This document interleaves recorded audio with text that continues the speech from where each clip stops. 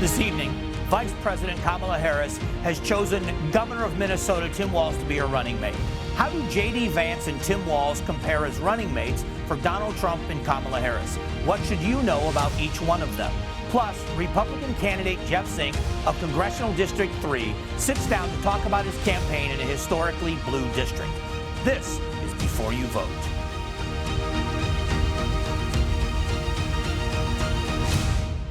Welcome. I'm Mike Broomhead. Let's jump right into some of the latest headlines, both locally and nationally. First of all, it's official. Vice President Harris is the nominee for the Democratic Party, and she picks Minnesota Governor Tim Walz to be her running mate. Talk more about that in just a few moments. Congress ends with a fraction of the bills passed in comparison to recent years. Now listen. They know, or we all know, that they put the funk and dysfunction in Washington, D.C. They haven't done anything on the border. They don't get things done on the budget. What passes in the House never sees the light of day in the Senate. What the Senate wants to do, the House is never going to take up. But in the end, there are important issues like immigration and budgeting that we know needs to be addressed. And unless the voters speak out and force them to work together, they're going to continue to do what they're doing along party lines and hardline party lines and not working together. Which leads me to this. There is a story here from the Phoenix VA that goes back a year. A veteran went to an appointment for care. He left the VA hospital and had a medical episode in the parking lot. Because of HIPAA laws, we don't know exactly what happened, but he was outside of the building. So the VA called 911. Somebody inside the building tried to put together a rapid response team, but we found out it was against policy. So instead of helping somebody in crisis outside of the building, their policy is you dial 911. He was taken to a hospital by Phoenix Fire, and he died. We don't know whether or not the VA hospital in Phoenix has changed their policy. We don't know what's been addressed yet, but this is one more example where the need for Congress to act and change laws to get rid of people that make bad policy is now bigger than ever before. All right, it's debates over the debates. Let's start with the Senate race. Gallego and Lake disagree on terms. Carrie Lake is not happy with clean elections after what happened during her gubernatorial race, so she wants a different format, a different place, and so they're arguing about how they're going to do that debate. As for the presidential debate, President Trump is calling for a new format as well and says the terms have changed. They've agreed, both camps have agreed to one debate, but there are two more that are possibly going to be scheduled. And the campaign, Vice President Harris's campaign, has said they are surely going to contemplate other debates in other formats, although nothing has been agreed to. But until we settle the debates about the debates, we're not sure what the debates are going to look like. I know that sounds silly, but this is part of the formalities because debates mean so much in these races. That is really what this is all about, is getting to the right candidate that can convince the voters that they're the right person for the job. Arizona's CD3 is going to a recount for the Democrats. The two candidates, Tehran and Ansari, are about 42 votes apart from each other. The recount has been ordered mandatorily. They're going to do the recount coming up here very, very soon, but it's time-consuming and it's expensive when both of them want to be running. Classically, as a Democrat in CD3, win the primary, win the general. But it's tough when you have an opponent that's already out there campaigning and you're still worried about the primary race and the recount. That's the difficult part. While we wait for those results, we do know the Republican nominee for CD3. His name is Jeff Zink. We're sitting down with him to discuss his campaign plans for the general election. We'll talk about that in a moment. We'll be back here in exactly 60 seconds on Before You Vote.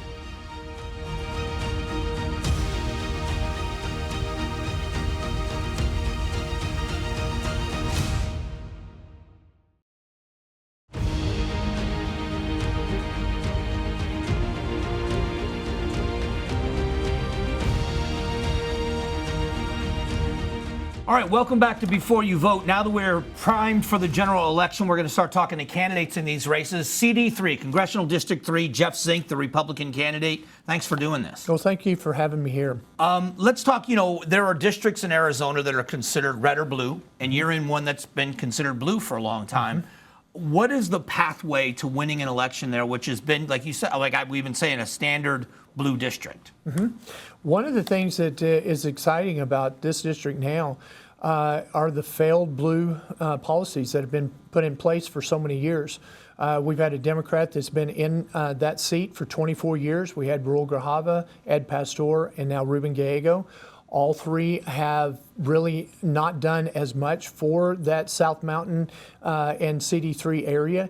So the thing is that we have a lot of Democrats that are now jumping ship. We have, and the makeup is 64% Latino. And 68% of the Latino population is leaving the Democratic Party. They may not be coming to the Republican Party, they may be independent, but they are definitely not in line with the policies of the Democratic Party. So it's actually changing now. So let's talk about the issues then. What are the biggest issues in that district? Because you're representing a group of people. What are they telling you are the issues that are most important to them? The number one thing that they're concerned with is the southern border, that the people that are coming over, they're doing it illegal. The thing is that most of my constituents, when I'm talking to them, they are literally stating that we came to this country, we left a country that had socialist ideas. We're now seeing those socialist ideas starting to form now in this country. We have nowhere to go. And the fact is that the people are coming over illegal. That is taking jobs away from them. It's jamming up the medical centers and stuff, because we have people in medicine, in the ERs, that people are being triaged and taken care of there. So it's really tough on them, and so that's their number one. The second one literally is the inflation. It's the economy. The fact that they have to pay $3 to $4 a gallon of gas. They're now having to pay, $5 eggs, and so the thing is that everything that we have is now translating into more and more inflation, and they have more month than money. Those are the two biggest issues that they have. The third one would be actually not having any type of manufacturing where they can go to work and work for 8 to 10 hours and have benefits. Right now, when they raised the rate from $7.50 to $8, I think is when it went to $15. What ended up happening is that all of the employers ended up then firing everybody pretty much, because they can't afford paying everyone $15 minimum and carrying the benefits. So now everybody gets part-time jobs. And so instead of working an 8-hour, 10-hour job, they're working 12 to 16 hours because it's 3 part-time jobs. Those are the 3 main issues that are in my district that I get talked about every day. I have time for one more question. I want to address the border with you. Okay. One of the biggest complaints I've had and others is that Congress has not been able to come together on the issue of border security and immigration to put something together and might write reasonable legislation. How do you make that happen if you're elected? Okay, so it's very easy. We have 1.16 million DACA people. They pay $500 to $600 a year just to stay in this country. We take that money, that equates to $600 million to $500 million. We finish and complete the wall. We also subsidize more Border Patrol and ICE. We take this money, we're not taxing anybody at all, but we're using money there. And then we create a pathway to citizenship for those that do it legally. And in 5 years, they're legal citizens. And as they do that, it comes off. And so what we do is we've already used those 5 years with that money that was not taxed from any of our people. We put it, we build the wall, we have the people in place, and we're a lot more secure for doing it. Well, Jeff, it's been interesting to meet you. We've never met before. I wish you the best in your campaign, and I look forward to talking to you again. I appreciate it, and thank you for having me. All right, his name is Jeff Zink, Republican candidate in CD3. We'll be back. Don't go anywhere. It's what you need to know about the vice presidential nominees. And later, voter intimidation seems to be a big issue in Arizona, but a judge just blocked a new provision. What does it mean? This is Before You Vote.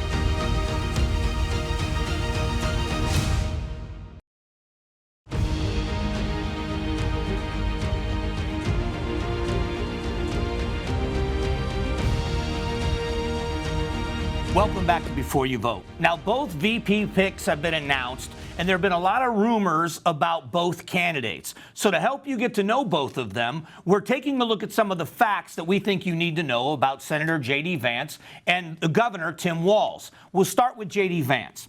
Now, J.D. Vance comes from middle America, raised in rural America, was very clear at the RNC about his childhood. He was raised by his grandmother because his mother had an addiction, was an addict. Mother was very transparent. She was at the RNC over 10 years clean. So this isn't an insult. Actually, then they called it an accomplishment. He wrote a memoir, which became a best-selling book, and actually was one that President Trump endorsed and said was a very good book. The interesting thing is, in 2016, Vance was a never-Trumper.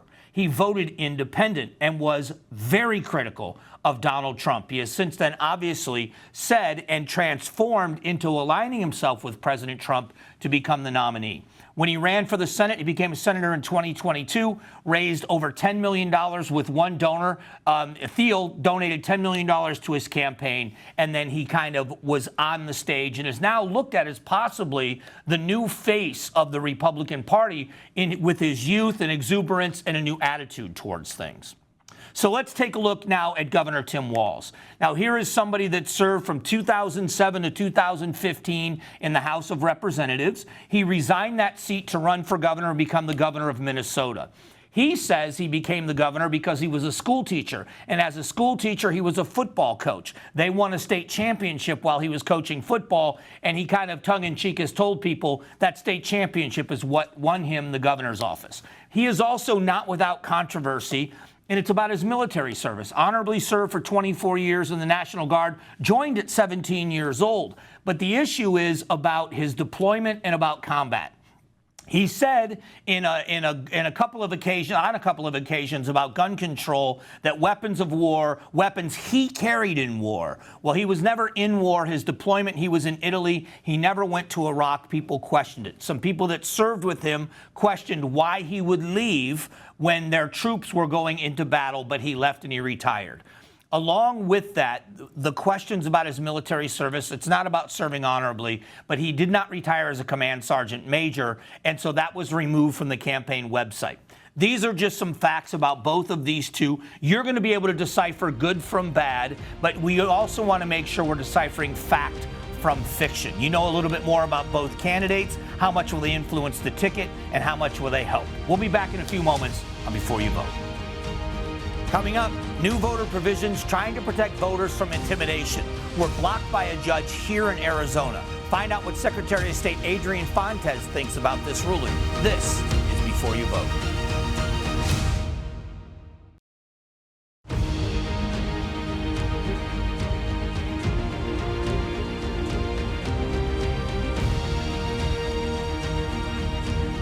All right, welcome back to Before You Vote, and this is something important before you vote. We're going to talk about voter intimidation, the voter guide, and joining us, Secretary of State Adrian Fontes. Thanks again for doing this.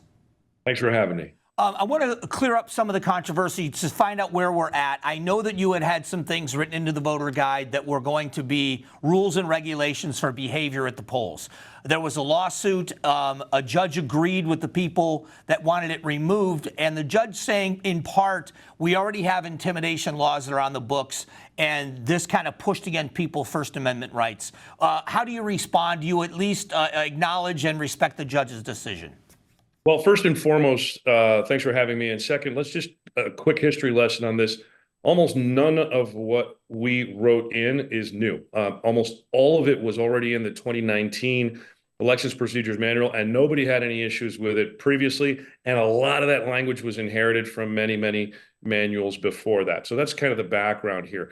Second, when these folks came with this lawsuit, some of the claims were so outrageous. In fact, 4 out of the 5 claims were so outrageous, they were dismissed on summary judgment. And that means that the judge considered the argument in light most favorable to them, because we wanted that stuff dismissed. Judge dismissed 4 out of the 5 claims. That's how crazy a lot of this stuff is. But this one piece really balances on this question. Do we want our voters' First Amendment right to peaceably assemble when the government tells them you have to stand in this line to vote, right? So you've got a government restriction on their movement. They have to be there to exercise their First Amendment right. Do you want some wacko being able to come up and scream and yell at them, and the election poll workers not be able to do anything. That's what these folks are asking for. They want voters to be intimidated. They want chaos at the polls. Otherwise, they wouldn't have any problems with us standardizing regulations across the entire state so that poll workers in all 15 counties would have the same basic guidelines so that all of our voters in Arizona were treated the same way. That's the crux of the guidelines that we set out. And these guys at the Free Enterprise Club, they don't want that. They want people to be able to run around with rifles and intimidate voters. They want folks screaming and yelling. And that's what they asked for originally. Now, we had talked about this, and I raised these issues. The judge has since clarified the ruling that would have allowed all of that to happen, because I think the judge figured out that by sort of stopping us from having these 3 pages that the judge took away from us to be able to regulate, that there's only a few things that really need to be operated on. So we've really narrowed down this argument to this question. And the question really is this: does a person's First Amendment right to threaten and intimidate voters trump the First Amendment right of voters to peaceably assemble? And I will always fall to the side of the voters. The only pushback I would give you on that, because you and I both agree that bad behavior is bad behavior and should be punished. One of the things the judge said is we already have laws against intimidation, and we've seen them enforced in some cases. The guy in the, Clint Hickman and others, where people have been arrested, tried, and convicted. Do you believe, as written, as the voter guide is, that voters have to worry about intimidation at the polls? So this is the election procedures manual, and what it does is it standardizes the process by which election workers across the state initiate contact with these folks and try to drive down the heat. That's what the elections procedures manual does. Right. We're not creating new criminal law. That's already on the books. We're not trying to impinge on anybody's First Amendment rights here. We're just trying to have a standard way that all Arizona voters get treated the same. But these guys want chaos. They want folks to be able to get intimidated. They want our voters to be scared. Otherwise, they wouldn't be doing this, because it is intellectually dishonest for them to say that someone who disrupts our elections has more of a First Amendment interest than the voter themselves, who are exercising their fundamental right. And, oh, by the way, the strict scrutiny standard that this should be gauged by, that analysis has not yet been undertaken by the court. But when you look at people and behavior, what you and I might find offensive might differ. You might find something offensive. So there's a difference between a threat and someone considering what you're doing offensive. And I think that's where the rub is here, in my opinion, is that's where the rub is about that, which is offensive and which is just a threat. Right. Well, and in our society, we've got a very loud and very clear Supreme Court rule that says, I know it when I see it. And Right. that comes from the United States Supreme Court as to what is offensive, what is useful, et cetera. And so we have to have this level of human judgment. We have to be able to, you and I, agree to disagree. We might have different standards, but that's what this citizen engaged activity is about. Right. Voting isn't run by me or you. It's run by the people at the polling places, and they use their best judgment. Just like when we call people in to a jury, they're using their best judgment. Just like when we call people into a grand jury to determine charges, that just like we use in public service every single day. And so the guidelines that we put out are general parameters within which regular citizens can run their elections at the precinct level, at the vote center level in all 15 counties. It's just a guideline. And the problem that I have is the folks on the Free Enterprise Club and the other side of this thing want to erase the standardization.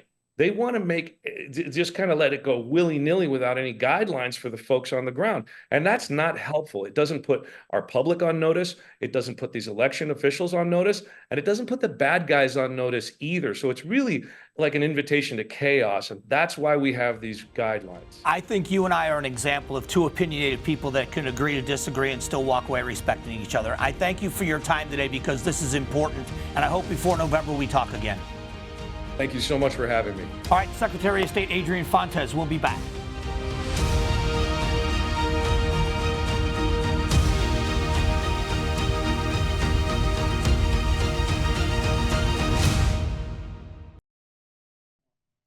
Thank you to Secretary of State Adrian Fontes and CD3 Republican candidate Jeff Zink for joining us this week. All of our past interviews are on cw7az.com/vote. If you miss an episode or want to rewatch any of them, head over there for more information. Thank you for joining us this week. We'll see you next week on Before You Vote.